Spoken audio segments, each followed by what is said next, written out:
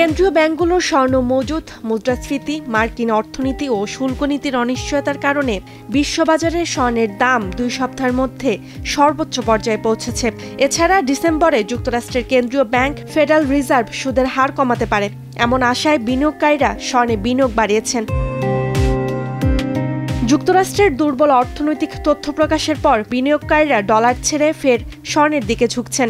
ফলে 29 নভেম্বর বিশ্ববাজারে প্রতি আউন্স স্বর্ণ বিক্রি হচ্ছে $4,219, যা গত 14 নভেম্বরের পর স্বর্ণের সর্বোচ্চ দর।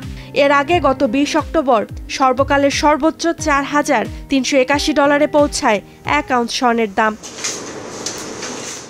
সুদের হার কমলে সাধারণত নির্ভরযোগ্য সম্পদ হিসেবে স্বর্ণের প্রতি বিনিয়োগকারীদের আগ্রহ বাড়ে, কারণ অন্যান্য মুদ্রার বিপরীতে ডলারের অবমূল্যায়ন হওয়ার শঙ্কায় স্বর্ণকেই বেছে নেন তারা।